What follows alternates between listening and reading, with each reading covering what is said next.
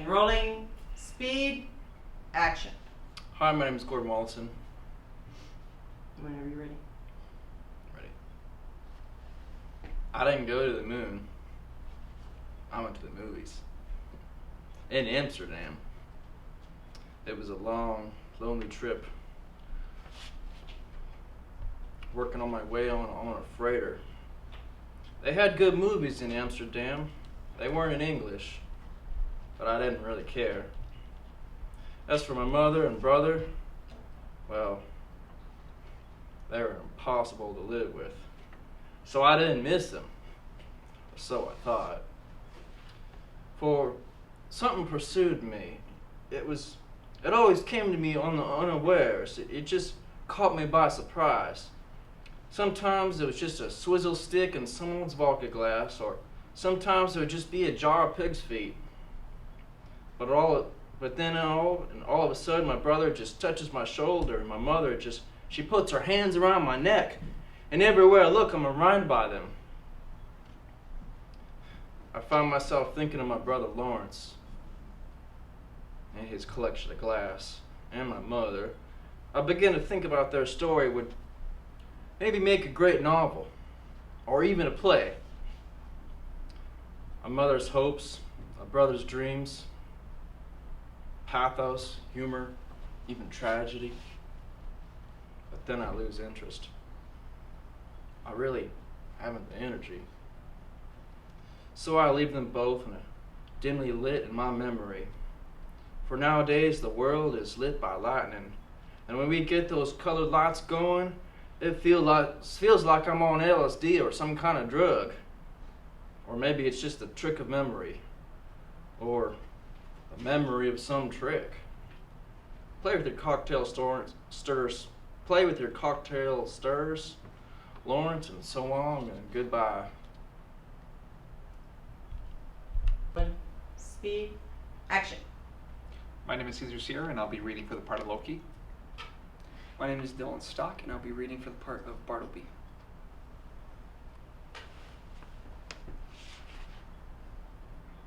I like to watch. This is humanity at its best. And look at them. All that tension, all that anger and mistrust, forgotten for one perfect moment when they come off that plane. See those two? The guy doesn't know that girl cheated on him while he was away. She did. Mm-hmm.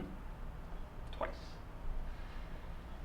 But it doesn't matter at this moment because they're both so relieved that they're with one another. I like that. I just wish they could all feel that way more often. Yeah, well, maybe if we gave them some free bags of peanuts more often they would. Now, what's so freaking important that I had to miss cartoons this morning? I mean, if it was to share with your half-assed obsessions with Hallmark moments, I'm gonna slug you. You're never gonna believe this. We're going home. Give me some.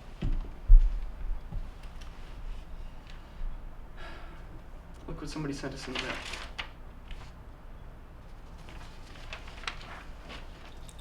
You say we're going home?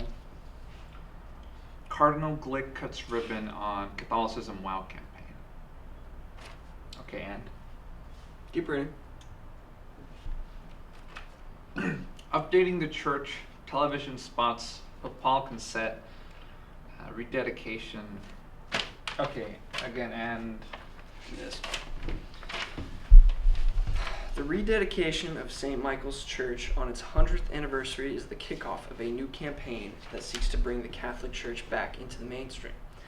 With the papal sanction, the archway entrance to the century-old Jersey Shore house of worship will serve as a passageway of plenary indulgence, which, according to Catholic beliefs, offers all who pass through its arches a morally clean slate. You still don't get it, do you? No, I don't. Are we leaving now? If you walk through the church's front doors on the day of rededication ceremony, your soul is wiped clean of any and all existing sin, more so than the sacrament of penance could ever offer. It's a plenary indulgence, man. Come on. I don't know why I never thought of this before. And cut. And rolling, speed, action. Hello, my name is Stacey Munoz, and I'll be reading Margaret at the Wedding Monologue. Well, music's officially a hobby. He's painting now and writing letters to newspapers and magazines. He's very meticulous. He'll spend up to a week writing a response to a music review. He's incredibly smart. Maybe too smart. I don't know, but we're doing very well. I don't know where to begin. What can I tell you? It seems I'm pregnant, but it's too really early. So, I haven't told anyone. I mean, I haven't told Malcolm or Ingrid. We'll see. I hope so. Things are good. We did a couples seminar 2 months ago or so in Maine. They give you exercise and things to do. I know you're not convinced, but we got engaged afterwards. The guy who runs it, Strickland, wrote a really interesting book about loving, which I'll lead you if you want.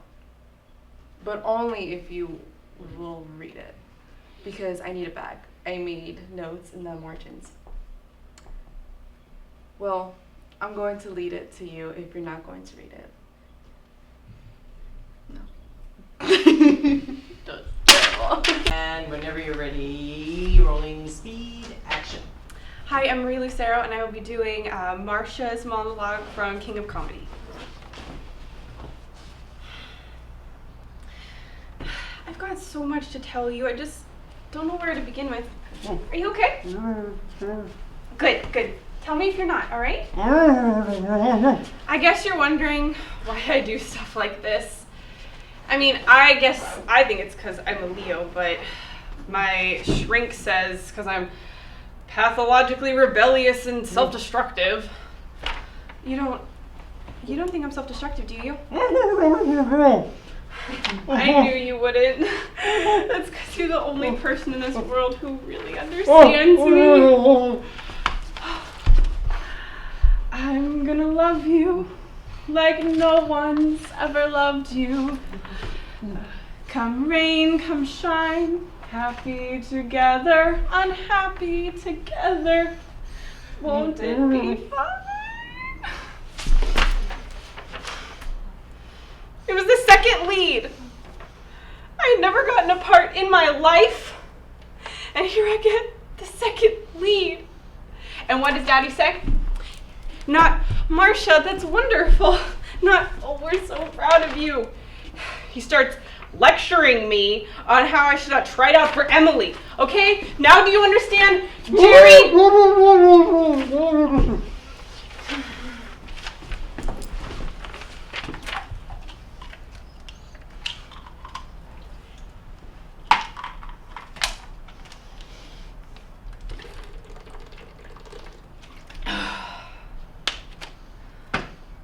My doctor says I shouldn't get too excited.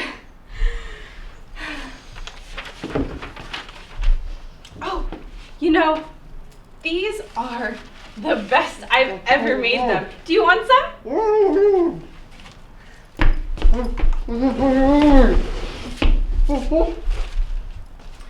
All right. Now open up. Marcia's gonna feed her Jerry.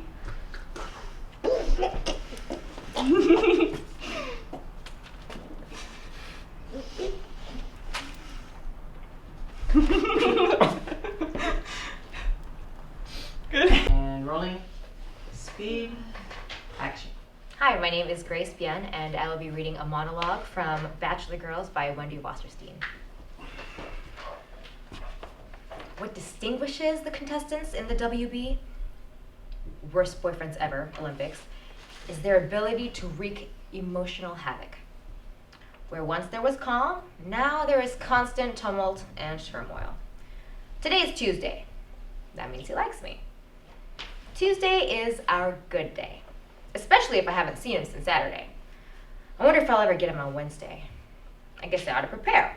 I'll cancel the doctor, the ballet, the drink with that third available man from the survey, because I have to keep my nights open, just in case. Another distinguishing trait of worst boyfriends is their dear occupant behavior. In other words, they don't do anything as obvious as raise their voices. They don't stamp their feet or throw toast. They simply decide that you have ceased to exist. Poof. No more. All gone. Fear of intimacy is understandable. Being treated like junk mail is insufferable. Triangles. Ask a worst boyfriend and he'll admit that the triangle is his favorite configuration. There's safety and torture in isosceles. A triangle means that there's always another angle who's less threatening or more threatening, prettier and smarter, or less pretty and less smart. Contrary to popular belief and geometric theory, it's easier to deal with hexagonists. Then you're just e pluribus unum, one out of many. Which is to say, he's clearly a philanderer, and you're maybe long-suffering, but otherwise clearly perfect. The worse the boyfriend, the more stunning your American Express bill. Since the worst boyfriends have keen and critical eyes, you have to shine for them, dress for them, coif for them, and in California, liposuct for them. And there is nothing like primping for an uninterested party. Consider the story of the wretched Matilda. She had her daddy, the Marquis, offer her beloved Julian a fortune and a title just so he'd like her a little bit. No dice. He still preferred Madame de Renal. But of course, Matilda was an extremist. She buried the head of her worst boyfriend. Obviously, the worst boyfriends, like Julian, can cause disastrous side effects. Low self-esteem, low energy, low humor.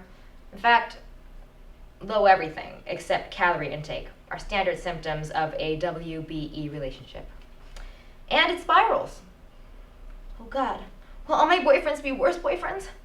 Do I do something that attracts the worst boyfriends? Do they give one of them my phone number?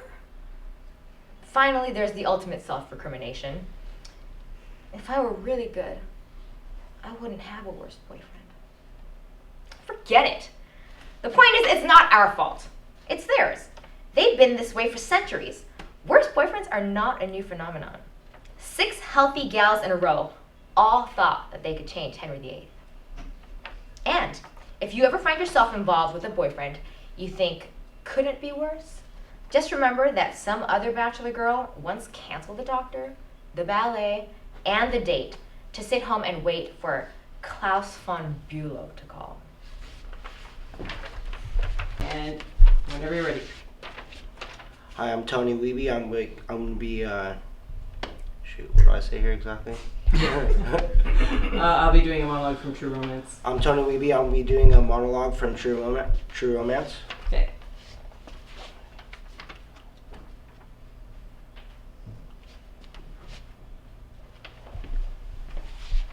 Now, the first guy he kills though is the hardest.